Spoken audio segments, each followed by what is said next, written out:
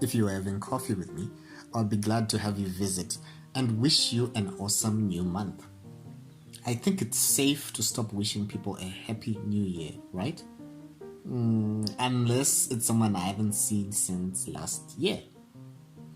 Did you know that Benjamin Rush, an American physician, in October 1973 blamed the yellow fever outbreak on coffee? A pile of rotting coffee that was on the dockside, to be precise.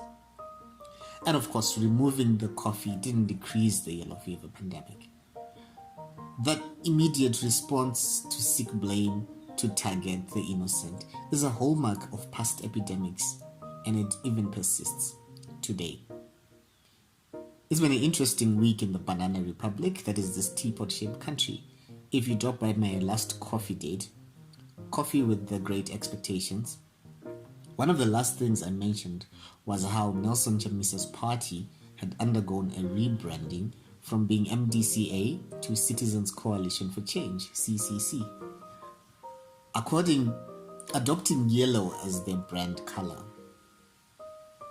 It must have been a hard decision to make, considering the history behind the opposition party, the Movement for Democratic Change, which was formed in 1999. When the party was formed, I was in secondary school and our history teacher was explaining how people who do not learn from history are doomed to watch it repeat itself.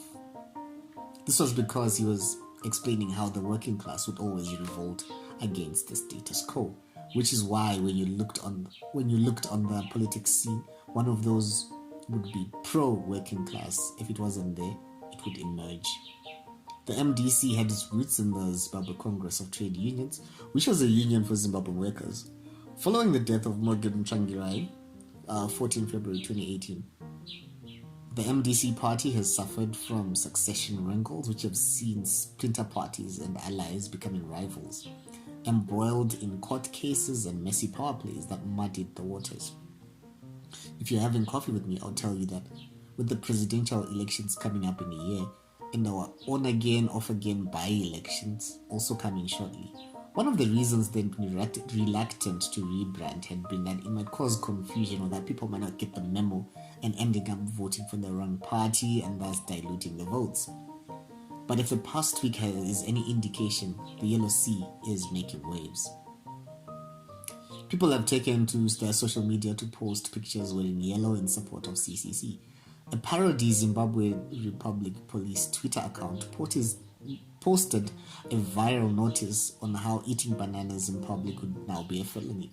People have joked that bananas might become a symbol of resistance and subjected to systematic brutality, sharing past photos of run-ins with banana vendors. Mainstream news media, read that as state-run media, has generally been silent about this rename exercise by CCC. The only mention I did see was the Fox Spa, where they were calling out the number one gesture symbol by CCC as a terrorist gesture. You can't make this up. FYI, it is not a terrorist gesture. While IS may have adopted it for their own use, for accuracy, when Muslims raise the finger, is the Tawhid, a declaration of oneness of Allah. A BBC reporter once reported this symbol as such, and they had to issue an apology. To reduce such a fundamental and important concept to a mere IS salute is grossly wrong, ignorant, and damaging. Meanwhile, yellow does seem like it might become problematic and one best avoided in case one is inadvertently caught in a crossfire, similar to how some of us had stopped wearing red in public because we are likely to end up playing temple run with the police.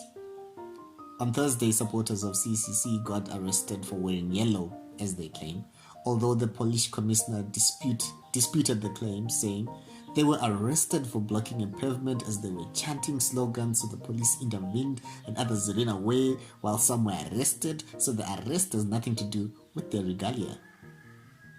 If you're having coffee with me, I'll tell you that there's always many sides to a banana, just like how the ruling party wants to ban Chamisa from using the color yellow as they used it first. Yellow to us represents wealth. It's not just the color that we took on ourselves. But most importantly, we should take the fact that we have 4 colors, that is green, yellow, red, and black.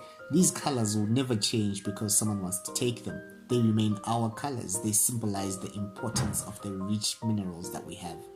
Tendai Chirao.